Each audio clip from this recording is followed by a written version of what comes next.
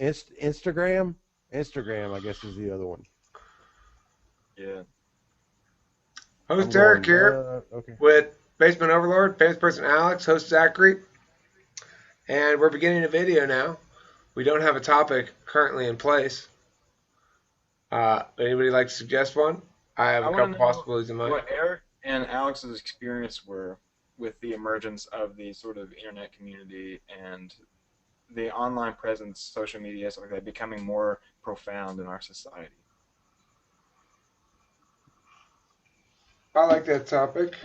Alex, you want to go first? Oh gosh, that is. I can remember loading my first AOL disk with a 14.4 modem back in the day, and it was really, it was at one time very freeing being able to talk to people that you're nowhere near close to, and at the same time it was like, whoa.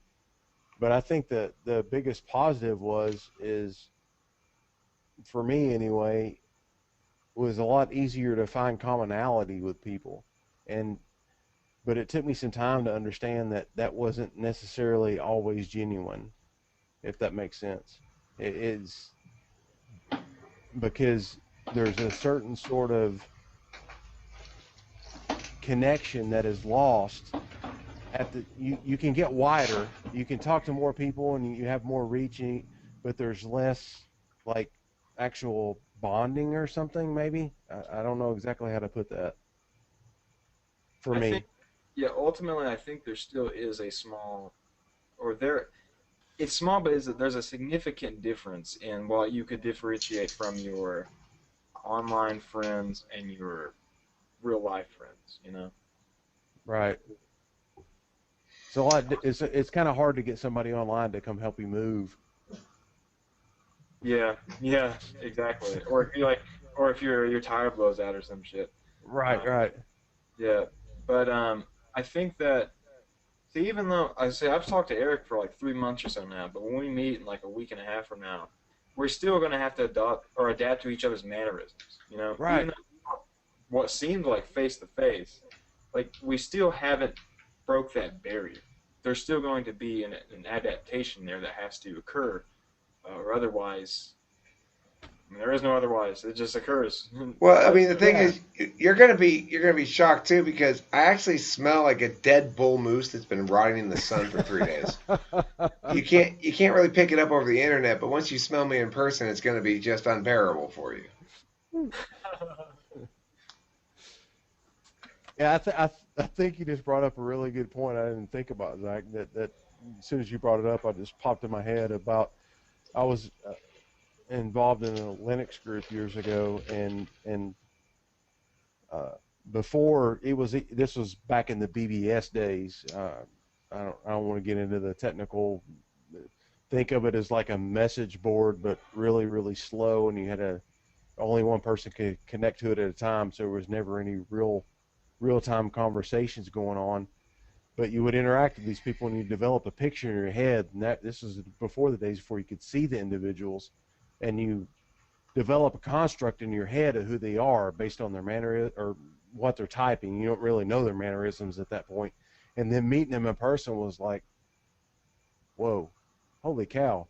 That just sometimes it was like a 30-70 split. 30% of the time you'd have it completely right, and it would be, whoa, that's the exact same person. But the vast majority of the time, you're like, that is nothing like I had the framework in my mind like this person actually is in real life. And that was a serious adjustment for me.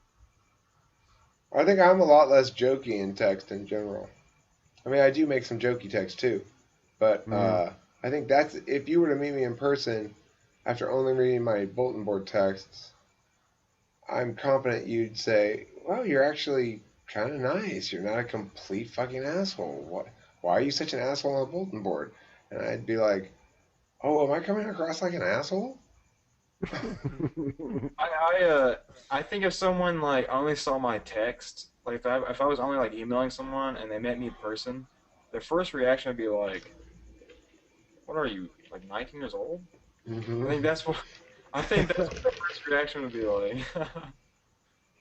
Yeah, that's true. You don't write like a 19-year-old in general, but see, you write like an NT, a young adult NT, but you're a little cleaner than usual because like, NTP would be way more verbose, have too much turgidity. But yeah, Pretty much that's true. mine. I also remember using AOL as my first internet service, and I remember for a long time I thought because of the way AOL had it set up, and I wasn't necessarily, I'm not an, I'm not an I, so that limits your computer savvy, I think.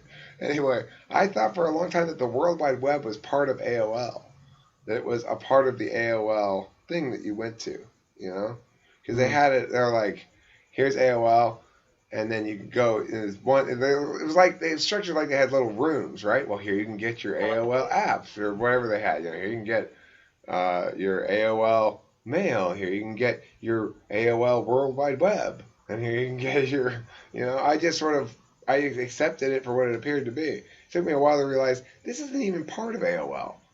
I was like, Yeah. what is this? What AOL is trying to Oh, fool me? AOL was the internet basically. Yeah, I thought it was the whole internet.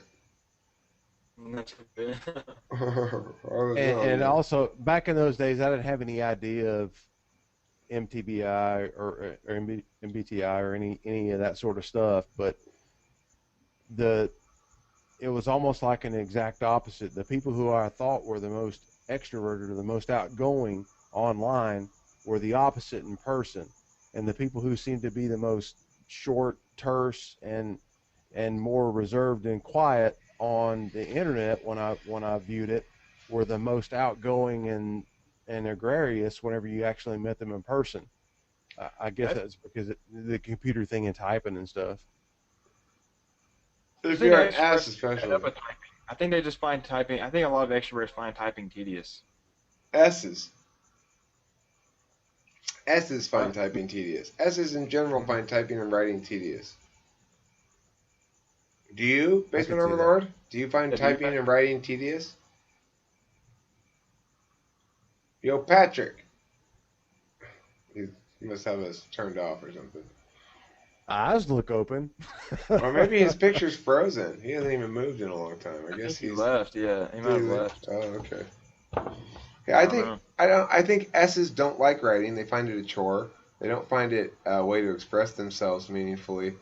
It's just. Oh wait. Oh, no, that's not a message from him. Yep. Yeah, he's offline. I I don't know. I'm on and off with my writing. Like sometimes I don't feel like responding to people, and I'll just be like, get on Skype, so I don't have to type all this shit. Real, wow, that's unusual.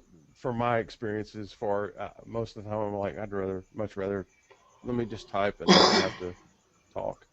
I do both. I mean, one thing that you can spot an ENTP or an ENFP. They both do it. We comment on shit as we're watching videos, right? So it'll be like 5 comments from us instead of waiting till the end and putting 1 comment. That's an Like, like the ENTP. That's timing. interesting. Like as something interesting happens, I'll put like 1 sentence comment and push enter, and then put it up, and then like 2 minutes later it'll be something else, and I'll go oh, and I'll put a comment, and I'll put enter. And who else does that? So malicious. My friend Jenny, she's an ENFP from. She did that on one of my Arcadia videos on. Her comments were on Facebook, not on YouTube, but yeah, she did that too. So I think that that's a When any you gonna dumb join thing. us on talking to famous people? Jenny, hopefully soon. She talked about wanting to do it today, but she had to pick up her kids. And I put the link up, and I'm sure. Well, what time is it over there on the East Coast now? It is midnight, 17 Uh, minutes after midnight. oh, that's a little late for her probably. She's got 3 small children. I'm imagining she goes to bed Oh uh, yeah, she's at getting her night. sleep when she can. Yeah. Well, I mean, she sounds to me like she's got a pretty great life. She's a housewife, and her husband is, I'm thinking either ISTJ or INTJ, something like that. And he's a computer programmer, and he makes a lot of money. She lives in this big fucking mansion in Pennsylvania, and she lives a good life for an ENFP. Mm-hmm. ENFPs are I even ENTPs. I loved raising a kid. I loved it. I loved every minute of it, really. I would be And Mm-hmm. afraid, like being exposed to. I mean, I'm really young, so I don't plan on getting him soon. But being exposed to my niece Josie, she's like 3 years old now. I'm just, I would be very afraid raising a kid because I would be afraid of not doing it properly.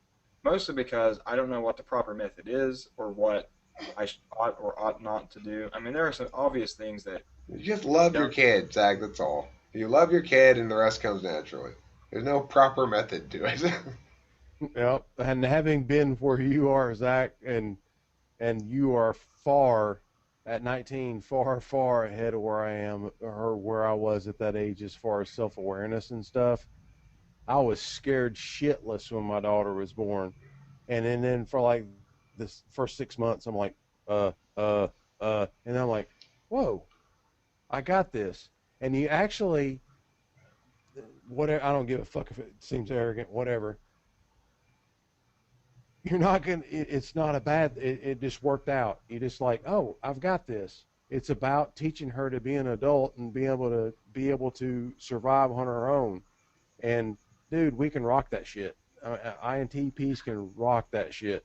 It's the under helping them understand the emotional stuff. I'm fucking clueless, and it was and it has been a constant battle. But you figure your way through. It's and this is something I'm curious about ENTPs, Eric, is that I feel, for me anyway, I work better under pressure than I do if there's no pressure. And there's I a certain sort of pressure dealing with, oh, this shit is here now and I have to deal with it right now. I'm like, oh, I got this. And I don't like I fret work it or I whatever. work best when circumstances remove all choice from me. You know? That's a good way of putting it. Yeah. That's probably, yeah.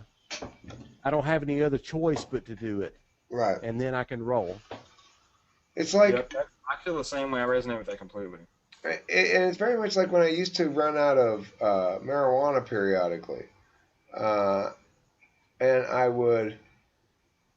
I'd be like, well, I can't Yep. get any marijuana until the day after tomorrow because I can't. The shop's closed now, and I can't go during the day tomorrow, and blah, blah, blah. And as soon as I realized it was just simply not, if it was possible, I would find some way to like schedule an hour to go run this errand somehow. But if it's impossible, I just immediately sort of stop caring about it. Well, I just have to wait. Now that I Mm-hmm. know that it's impossible, I no longer have any annoyance about it because there's no reason to have any emotional response to it. Yeah. It's like it's easier with less. I guess it's in anything maybe Less where choice, fewer there's choices less are good. choice. It's easier to make the choice, and Right. when time comes down to where there's less time to do it, by extension there is less options because of that time, and maybe that makes it easier. I don't Right. know. Well, back to I the think that social a lot of media times we don't thing. realize our full capabilities until we're put in a position to actualize them. Well, I think it's a wise thing for a young person to repeat to themselves many times, which is to say, I believe myself more limited than I actually am in multiple areas. I can do all sorts of shit that I don't believe I can do yet. And that'd be a good Yeah. mantra for every young person to say to themselves, I think. Yes. Yes.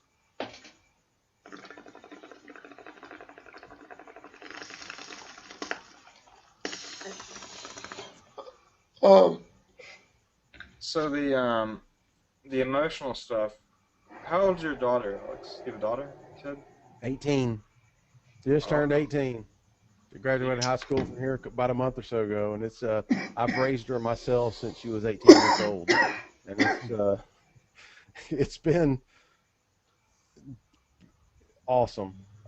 You go with that bad stuff and the good stuff, and she's, I think, probably ISFP, most likely. That's just the sense I get. But like I've said before, I absolutely suck at typing. if she is, don't expect her to want to be comfortable with long-term plans or goals. Oh, she's not.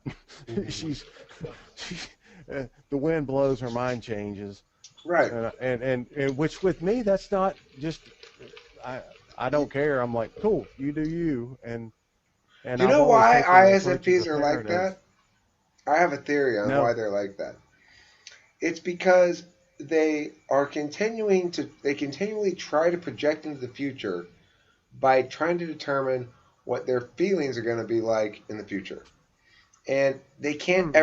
they can't ever figure it out because you can't predict feelings like that. Mm-hmm. And so they know, but they realize at some point that they can't really project out very much.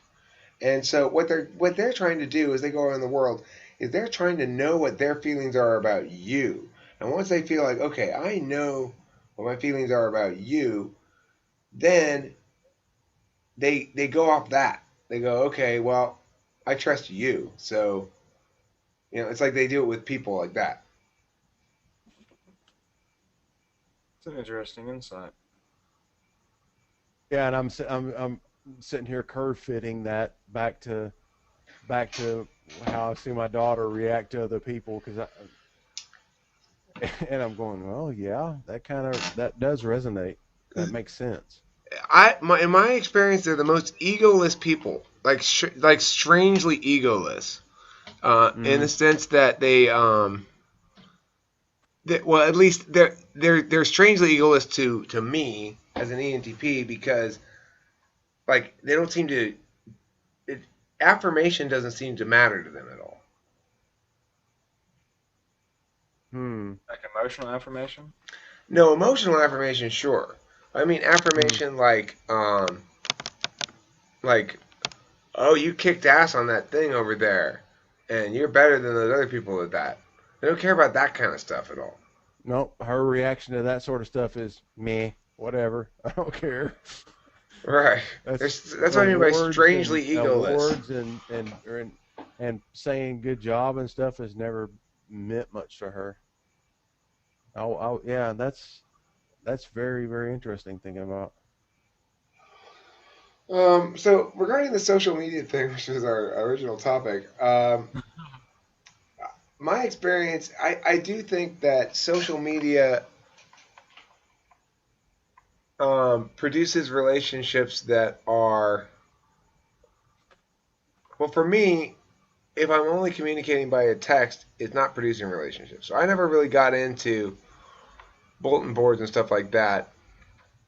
The first internet thing that I really got into was Garageband. Before, not the Apple software, but the original site that was where bands uploaded songs and they competed against one another in something called the Lazarum Preference Engine, which Zachary is basically the same algorithm that you came up with for the elections thing. It's a series of preference pairs, right? Now that it just occurs to me now. So that election system that you're talking about is kind of like the system. Anyway, it's kind of like the system they used at GarageBand to choose which songs were best, right? Anyway, I participated on that side a lot, and I participated in the forums a lot there, having having fights with people, basically, starting fights with people, and then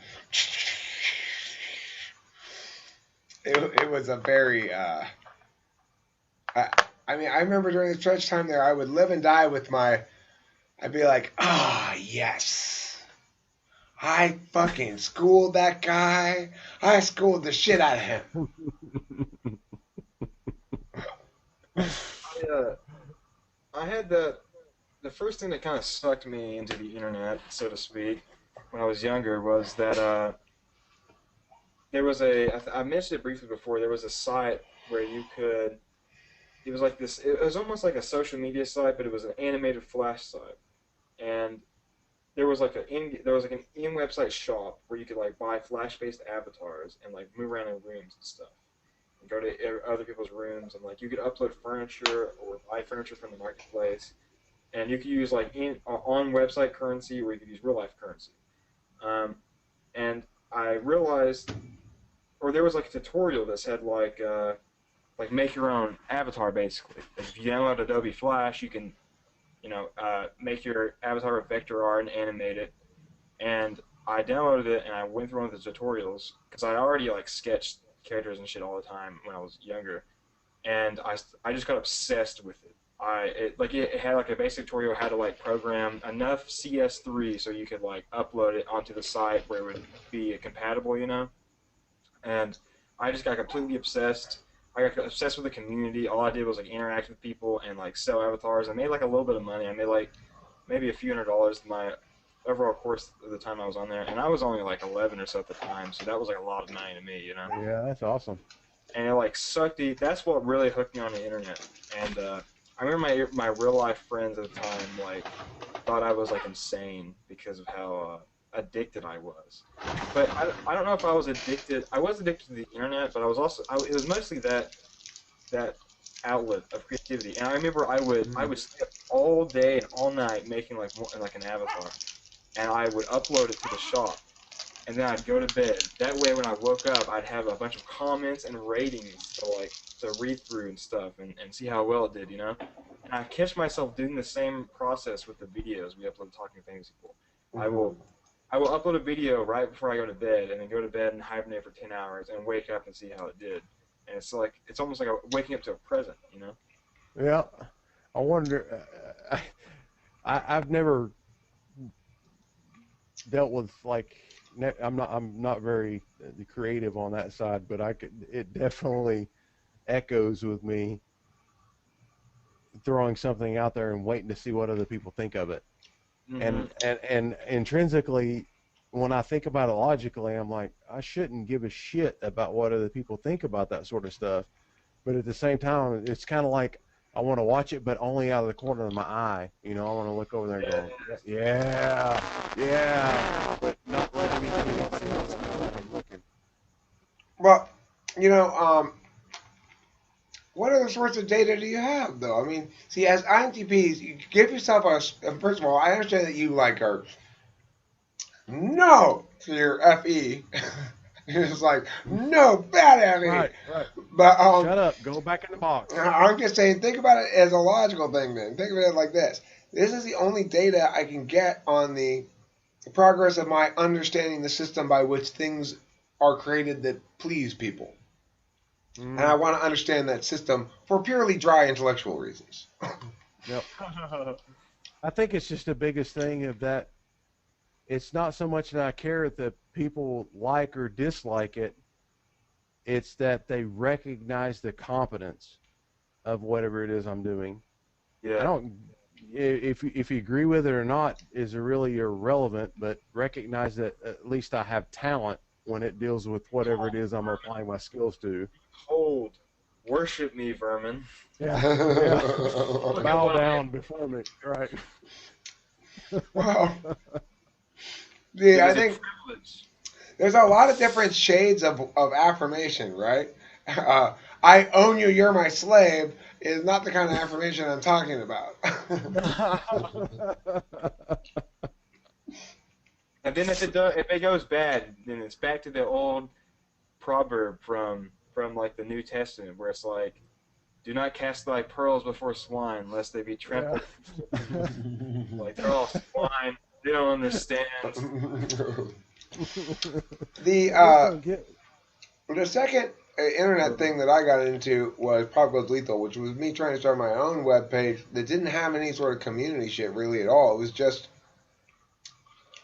It was a bunch of crazy web pages that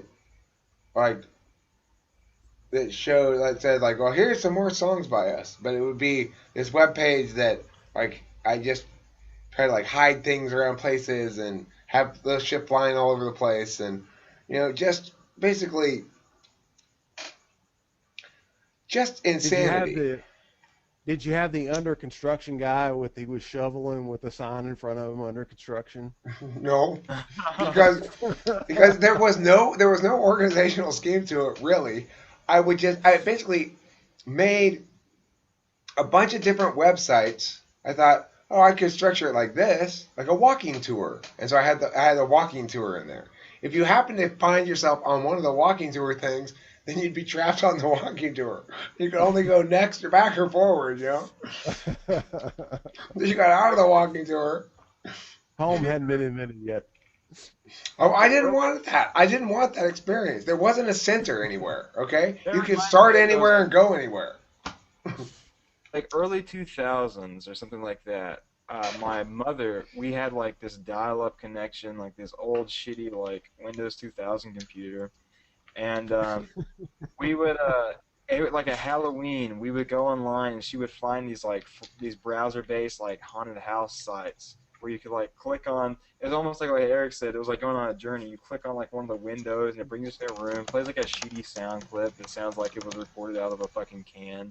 And it's just like we just love that shit. We turn all the lights out and just like it was great. It was great. And then, so Pop Goes Lethal failed as an endeavor, sort of fell apart. I don't know, shit happened. But unfortunately, I like became disillusioned by the whole idea of trying to do anything, basically. And like I let the domain name expire and I let all the content go. I was very happy that when I finally discovered this, that it wasn't actually all gone, because I'm gonna send you a link right now. The Wayback Machine. Yeah. Yeah. Let me see one of the index pages right here. This is typical of the kind of stuff it was.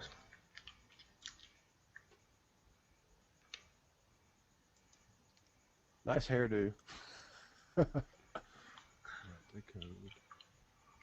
And originally, it had a little sound. She'd go, hi-ya, hi-ya, when she threw the things. But a lot of things don't work anymore. Right.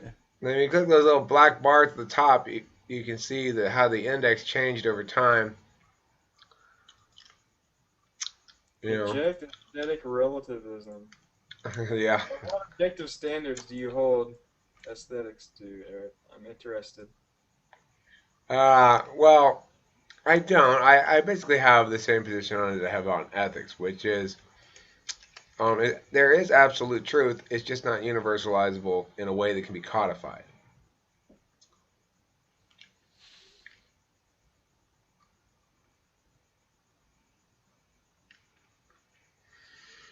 I mean, it's a quality issue. It's a quality issue. Influence from the Zen and the auto motorcycle maintenance, Well, I'm perhaps? going to use my newest answer, which I got from Alex last night, which is its quality occurs before conscious engagement with a thing.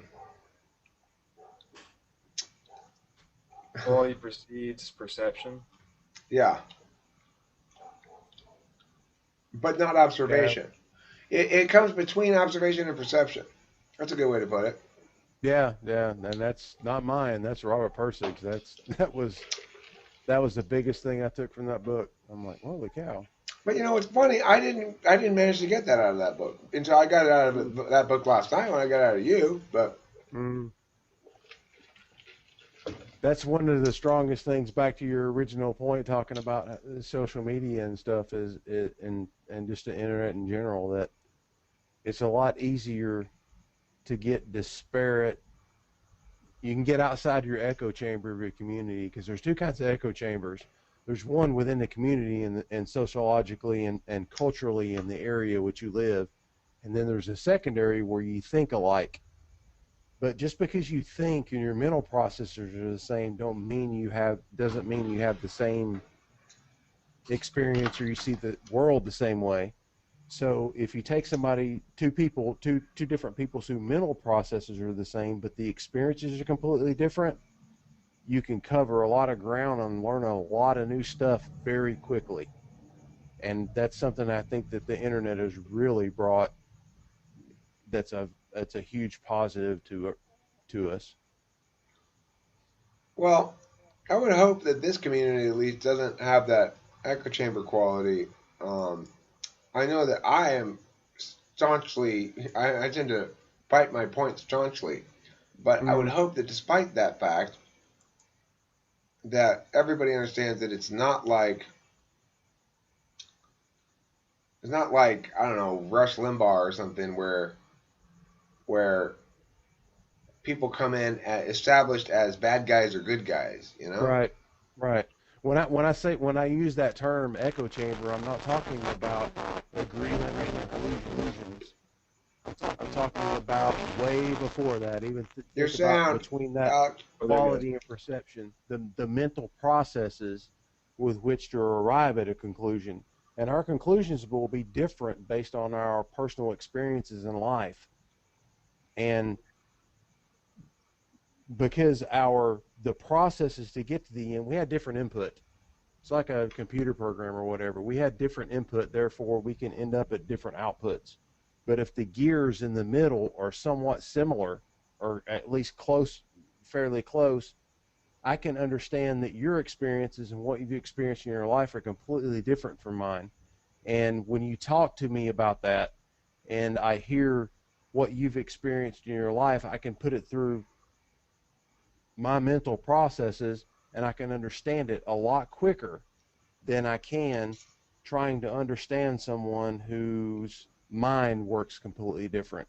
That's beneficial too, and I think you've got that with some of the folks you're interviewing. But for me, it's rare in your own home, in your own community anyway, to find people who are different in the way you think and also different in the things you think, if that makes any sense at all. Sure, yeah. It's I would point out that like to me, the most important quality of an effective community is one, and this is obviously unique to my life experience and personality type, but mm, it's one that if people can battle hard and people don't get their feelings hurt and are still friends and nice and everything to each other, and mm, they're able to compartmentalize battling out through ideas and their relationship with the person. They're detached from their ideas in that mm, regard. And they're yeah, detached from the process of argumentation as well. So Metasub sometimes causes me frustration because she seems so focused on the emotive qualities of what's being said and whether I'm yelling or whether I'm too aggressive, she'll say, you know. And I understand mm, that there's reason to be concerned about those things. But ideally, in my mind, people would enter that with a default understanding that we play rough with ideas. That doesn't mean we're playing rough with each other. yes, It's constructive almost conflict. like the boying around, kind of like the how, like, I guess we play with ideas to the equivalent of, like, I don't know, like S types would like wrestle or something, like if they Right. were like hanging out or some shit. When you were saying That's a good earlier, like analogy. your brother likes to play like punch his friend kind of games, you know, um, Yeah. Mm, to me that sounds insane. I It's like so funny about the NT community because it's like we all are like we're all pretty competent individuals, and if we're just like fine, someone lays down a claim, everyone's like, whoa, whoa, whoa, whoa, whoa, wait a minute, what did you say? Like, and we all like talk. It's so funny. It's so hilarious when that shit happens. Like, it's good yeah. stuff. So we That have was that was a good analogy. I was like, yeah, you want to wrestle? Lay down a claim. You want to wrestle? well, yeah, yeah, and yeah. there are some types who find that sort of argumentation like morally wrong. Like the idea that you Mm, spend all this time parsing and talking about some weird abstract notion. Well, what difference does it make anyway? It's just a word, you know, like that kind of thing. And some people take that to the extreme and think like, you know, like Dave's girlfriend, Natalie. I wouldn't say she thinks it's immoral, but she expressed concern to Dave about me because I kept going on and on about that philosophy thing. But Dave and I were talking about it. Like we were having it wasn't just me yammering on back and forth. mm. She just couldn't imagine any sane person carrying on about that conversation topic for more than 2 minutes, you know? I think one thing that NTs do that I think could possibly annoy people is like we we don't end arguments. We pause them until we think of another point, right? And then we bring it up in the future. Yeah, and it might be a month or a year or 2 years, Yeah, right? we reflect on them, and that period of reflection could last for a while. You That's know? INTPs. Oh, well, Uh, that's an uh, INTP. I don't want the argument to end until I've won it. I don't want to stop. I want ideally, in my ideal world, every claim that's made that I dispute, and keep in mind, or claims that I make that others dispute, that dispute is resolved entirely in my favor with the other person going, you were right about the following points: A, B, C, D, and F, and you've conceded that I was right about E, but we both agreed that on balance you were correct on the issue substantive points, Eric. I want every dispute to end like that. Almost none of them do. hmm. I feel like all of my arguments with people always end with some sort of perhaps. Perhaps. And really what that actually means behind that surface is I'm going to pause until I can think of a better rebuttal.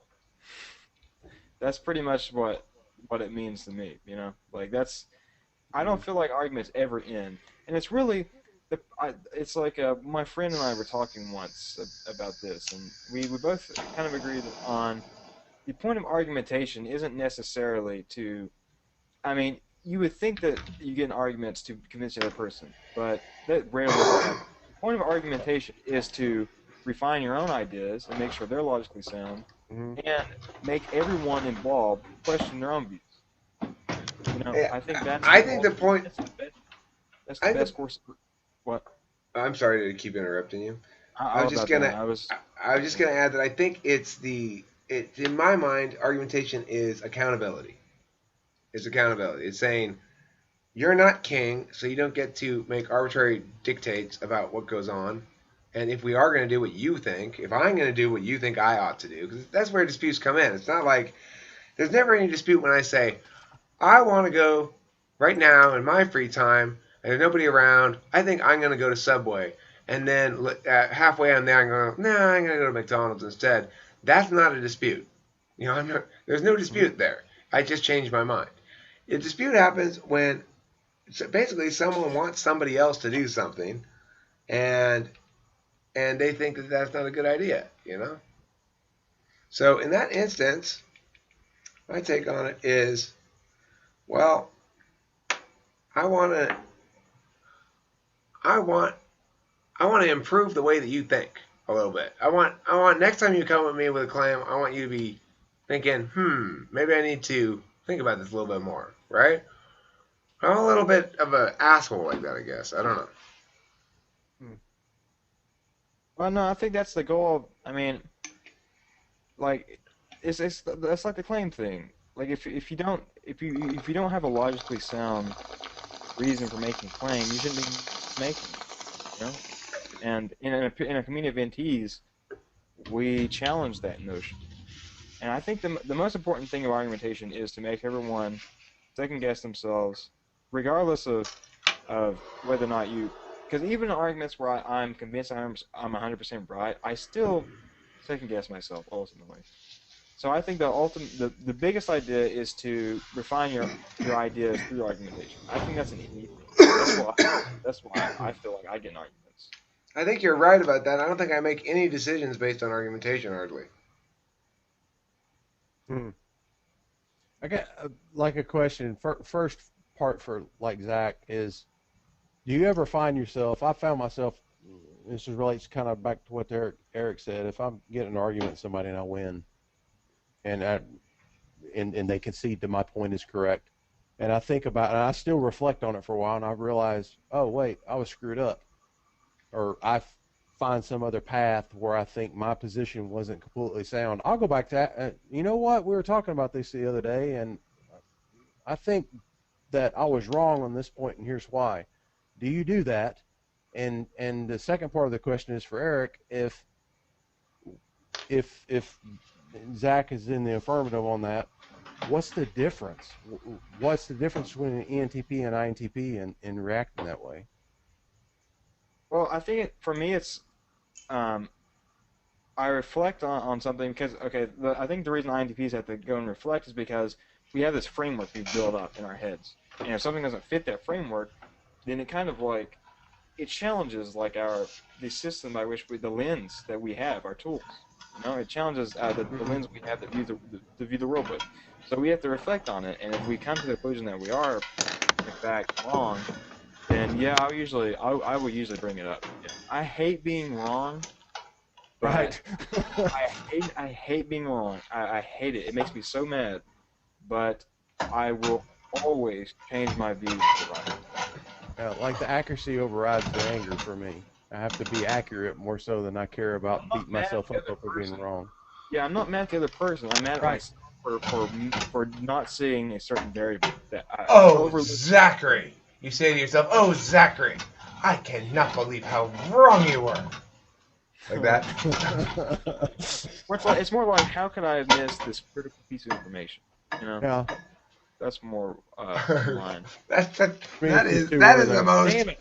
that is the most INTP lament in history.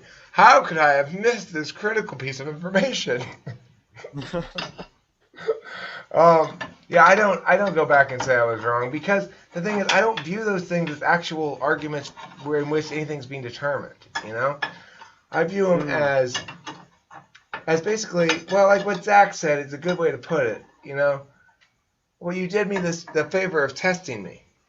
Well, other people don't necessarily view it as a favor. I see it as a personal attack. Right, you see it as an attack sometimes, right? Yeah. Yeah. A lot. A lot of the time, in my experience. But see, the thing is, that's when the real argument comes. Is once they accuse you of attacking them, that's when the real argument begins. Yeah, that's what. Yeah, putting it that way, when I think about it, that's when there's no emotion involved up to that point until it's you're attacking me, and then FE creeps up a little bit about, oh, wait a minute, no, and I get kind of defensive. So I could kind of, well, depending on the person, some people I get defensive with, and some people I just stomp on like a bug. It just Right? depends. Yeah. Sometimes Yeah. they threaten to assault you, certain circumstances, right, Eric? They threatened to assault you. Well, I mean, You remember Patrick though? Remember that? oh yeah, he tried. That's right. I didn't know what you were referencing. Now I know what you're referencing. Yeah, that was weird. That was like early. That was like one of our first ones we did, right? Second time I ever came on the show. Yeah. Right. Zachary, Trying to assault me. yeah, I was reacting to something. And I said, well, I'm like, no, but okay. Oh, I know what it was. He said something like, poverty is a state of mind. And I'm like, well, if it's a state of mind, why is it that I've been both poor and not poor? And it was the way he said it. I just found it so hilarious. And I was like laughing. But he didn't laugh super hard, though. Okay, he was just sort of like, like that kind of a laugh, right?